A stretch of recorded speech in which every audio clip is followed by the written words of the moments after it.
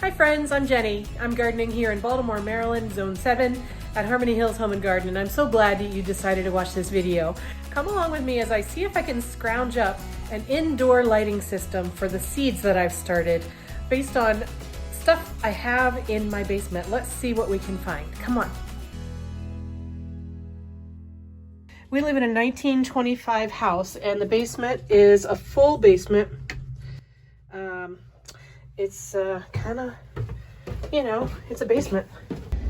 We got shelving over there, we got shelving there, we got shelving there, and then this corner here, this is all my Christmas stuff. So bins and bins and bins. I'm still one of those huge number of bin people at the holiday season. So this is what our basement looks like pretty much all the time. Just all kinds of stuff. Why we're in the basement right now is because of all of these. We have a bajillion of these shop lights hung in the ceiling. We're blessed because the people who own the house 2 owners ago, the husband was a woodworker and he had a big workshop down here. That's why you have all of this electrical. He amped up all, funny pun, all this electrical outlets. They go all the way around and down to the end of that wall, and he had tool benches and workshop and heavy power tools and things all throughout here, and he put in a lot of these shop lights. So you can see I've got one here, I've got one there and one there. He must have had a bench right under here, and there's one there and one there, and then down here there's one there. There's not one there. So we've got, let's see, what is that?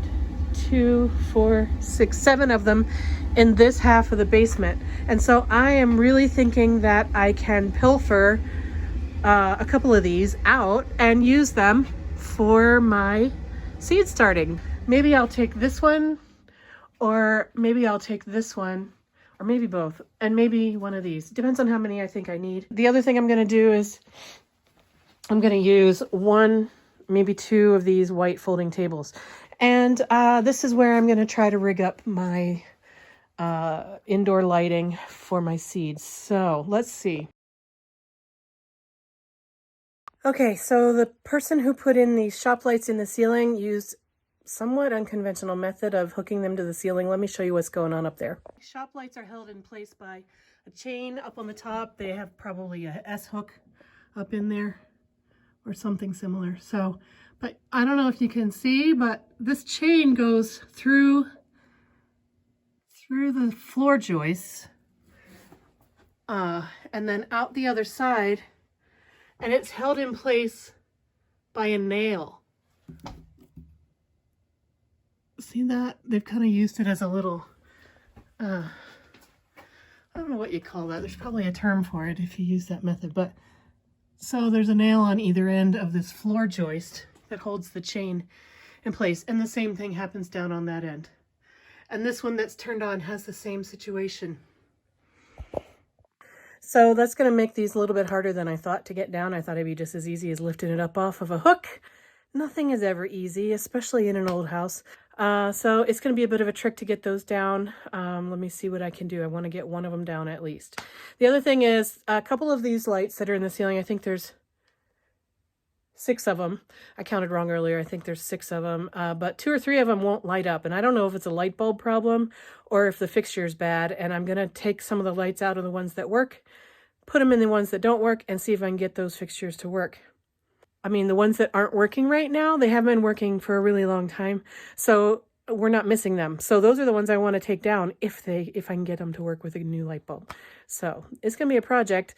Everything's a project around here. Let's see what can happen.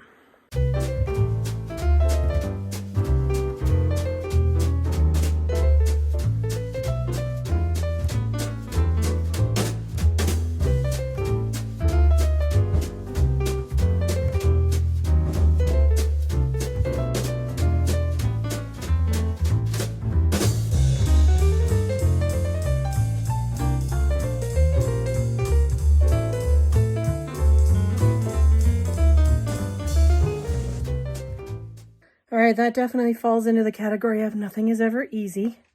Of course, those chains that are in the joists up there, they're really taut, as they should be, so that they keep it up as high as possible. But there's no way I was getting those out with my bare hands, and I didn't want to go getting all these tools out. I didn't want to have the light fall down and break either the bulbs or the fixture itself. So I decided to take them off by the triangular shaped clip that's holding them with an S-hook onto the chains. And so I just got one of them down. You saw that I was trying to get that other fixture over there to work with a new light bulb. I don't know how fluorescent fixtures work. I noticed that when I took one bulb out of the one that was working, and then it didn't work anymore, so it had to have two lights in it to work. But I don't know if it has to have two working lights for it to work, or if... I don't know. Anyway, the point is I wasn't getting that one to work very quickly. And so I decided to abandon that one and I moved on to this one. So now I have one shop light fixture down off the ceiling, and I'm going to now set that up somehow hanging over a table in an adjustable manner so that I can raise and lower my the light over top of my seedlings. So step 2, but actually the end of step 1 is to clean my hands a little bit, because as you can see, this light is nasty. Oh my God, it's so dirty. It's been hanging in the ceiling for at least 30 years, so no wonder, but it's gross. It's really gross. I'll probably clean this off a little bit too, just because I can't stand working with it any further without getting it clean.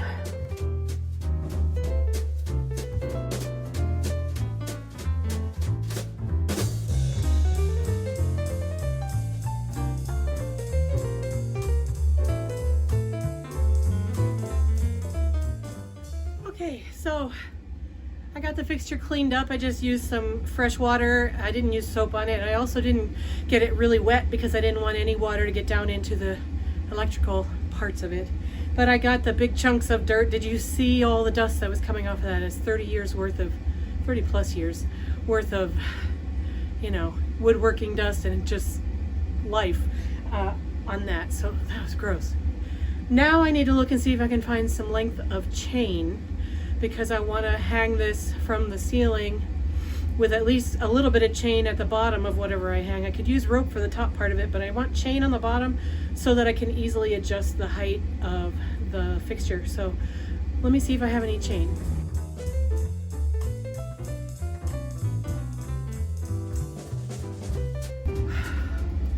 So far, no joy, but I think we used to have a hanging pendant chandelier thing that had chain on it.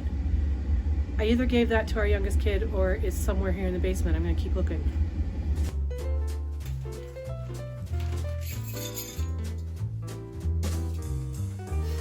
Hey, I found some chain. This is not what I was looking for, the kind I was looking for, but this will work. Okay, yeah, I think I'm gonna set up my table going this way right here. I'll leave just a little bit of room behind it so that we can get back into this tool area if we need to. Although, you know what, the stuff on the bottom we only need in the summertime. So, and my husband has really long arms, so I bet I could probably just smush the table right up against this shelving unit and he'd still be able to reach what he needs in there. So I'm gonna kind of play that by ear. See, I don't really want to move this rug because it's heavy and I don't have any place to put it. So I gotta see what the table legs do in comparison to this rug, and that's how I'll determine where the table's gonna go. You gotta do what you gotta do, right? Yeah, I think that's going just like that. Now I've got to figure out how to rig this light to hang from the ceiling down low onto this table. That's going to be a job. I think it's going to involve a hammer and some big nails and some rope and some chain. Please tell me your basement is like this. Whew, okay. All right, so the power source is right back there. So I want this end to be near that because eventually I'm gonna be plugging this into a power strip extension cord with a timer system. I found this timer right here. I have a bajillion timers because I used to use them for my Christmas lights, and then I upgraded to a different kind of timer, but this will work great. So, but it needs to be on this end, so the power's gonna be on this end, so that's gonna be over there. So I'm gonna kind of eyeball it and see which of these floor joists, which side of the floor joist I should pound my big heavy nail into so I can hang some rope. All right, somewhere in here, there must be some big nails. Screws, that might work.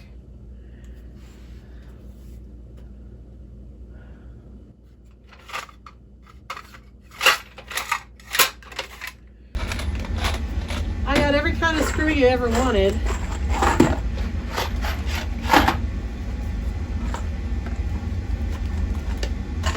Oh, this might be it. I mean, they're not really big, but they might be big enough for what I need. Just enough to go into the wood and hold and be able to hook a piece of rope on. So I'm gonna try these. I need 4.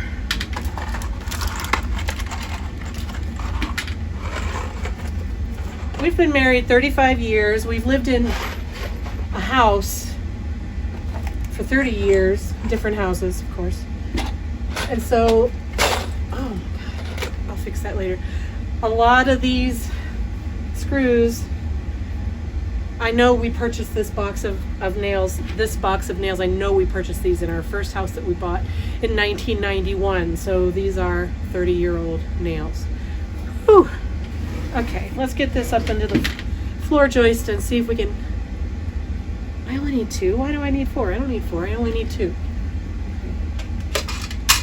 And that's why that's a mess.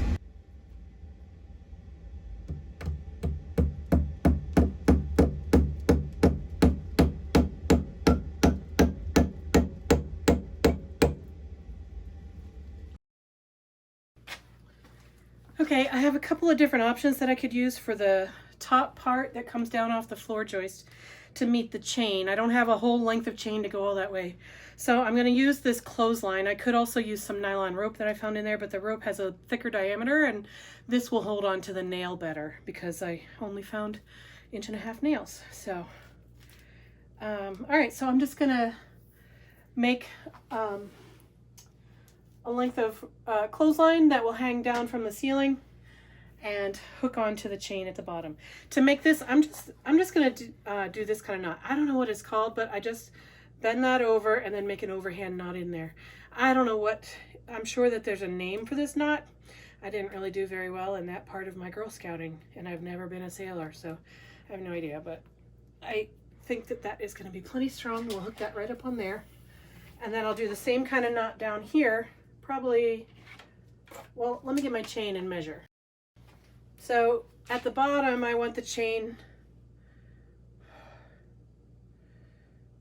like, okay, so if I put the hook like right there, then I'll be able to put the light on here and it'll hang down. At its lowest point, it'll be right above the trays, right after they have germinated. And then I'll be able to pull this up, the light fixture up on the chain and get it up off the table. So I'm going to put this right here. Okay. That's roughly where I had it, pretty close. And then I'll just cut this off. Oh my God, none of my tools are ever where I want them. Okay. There we go. All right, now I'm gonna do the same thing over here on this side. Oh. I'm so tempted right now to just wad this up and put it back in the drawer where I found it, but I won't do that because then I would be demonstrating for the whole internet to see what a terrible, terrible person I am with not cleaning up my messes. You've already seen that, the way I put away a couple of things here, so I'm going to set a good example. Okay, so great. So now I'm going to hook the support of the light up onto the chain. When I took this down out of the ceiling, it had these wire hooks and it had S hooks on it. And so I'll be able to just put, oh, let's hope these S hooks fit on this chain.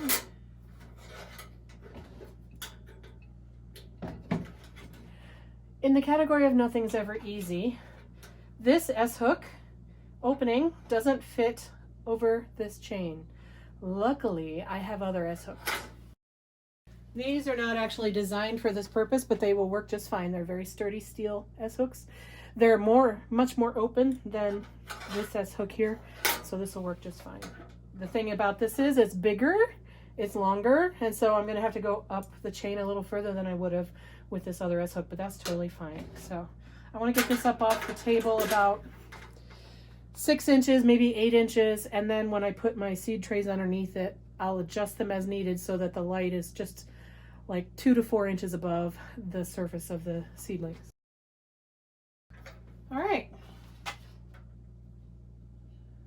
Is that level? I think it's level.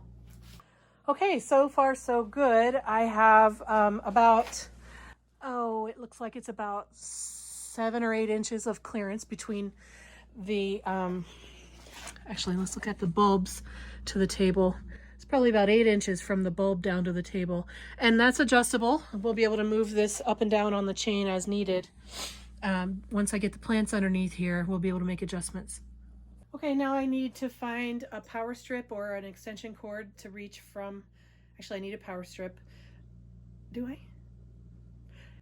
I need something. I need an extension cord to go from the light to the wall. So all my extension cords are connected to my holiday decorating, and so somewhere in here is a bucket full of lighting equipment. Extension cords.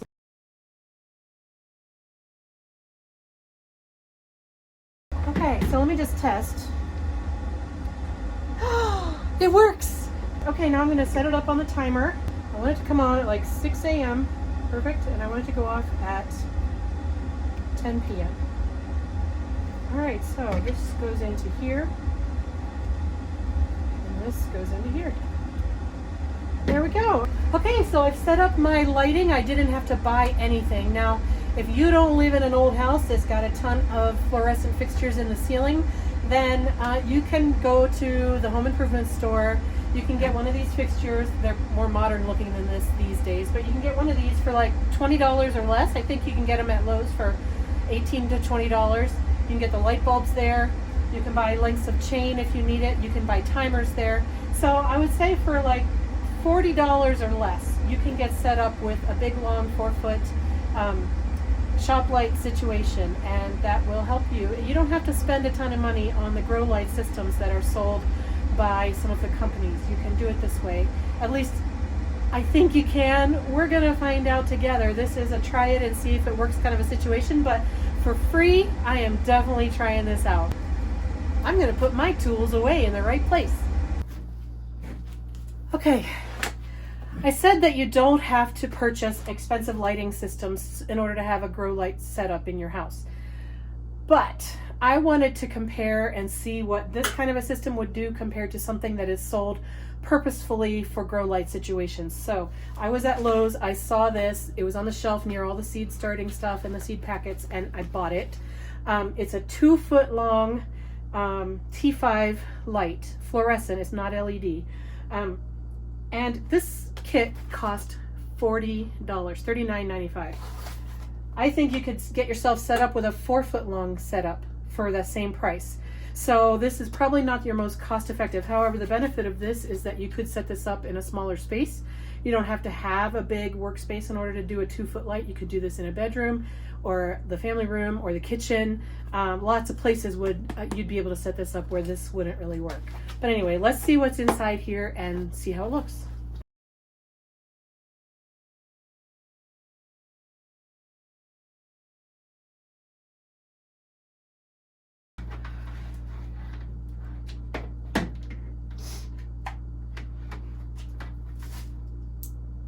There we go. So this is my $39.95 grow light system setup. Good things about it, it's only 2 feet long, and so you can fit it in a lot of different places. You can put this on a desk, you can put it on the kitchen counter, you can put it in a bedroom, on the dresser, you can put it on an end table, in the living room. Lots of different places this will go that this setup won't go. And it was really easy to set up, and it's got the full spectrum bulb in it. Cons on this. Okay, you can already see the height of this is not adjustable. So in order to adjust the height of the light from the seedlings, you're going to have to lift and lower your seedlings instead of lifting and lowering the light like this one will do. So that's a downfall, I would say. Also, It's only 2 feet long, and it's the same cost as a setup like this, essentially. So this is like double the cost of what you get over here. Also, it only has 1 bulb, and this has 2 bulbs. So this is going to have more output of light even in that 2-foot span than this one will. So for the price, this is not as cost effective as a setup like this. However, this kind of setup takes more space, and in order to get the full spectrum bulbs, you have to spend a little bit more than the price I quoted you. And so, you know, you're just gonna have to weigh your pros and cons as to what kind of setup you would want to use in your house. Of course, there are other kinds of grow light setups that you can use. LED lights are all over the place right now. They're much more expensive, but they're much more energy efficient, and they don't get as hot for your seedlings. These will light up and get hot. Both of these styles will heat up your seedlings. So you'll have to take care to keep your seeds away, you know, keep them away from burning. But on the other hand, you have to have them close so they get the light. There's tons of ways that you can put grow lights on your seedlings, but I just wanted to share with you that I was able to find all of this setup in my basement already. You might have all or some of this setup in your basement already too, and you can just pilfer it and take it over and give it back at the end of the growing season. You can find this kind of grow light at Lowe's or Home Depot or places like that. You can also get other styles of grow lights at those places and at nurseries and online. There's a world of opportunity out there online. You can spend as much or as little as you want. But for 40 bucks, both of these setups come in around $40 if you were buying at the store.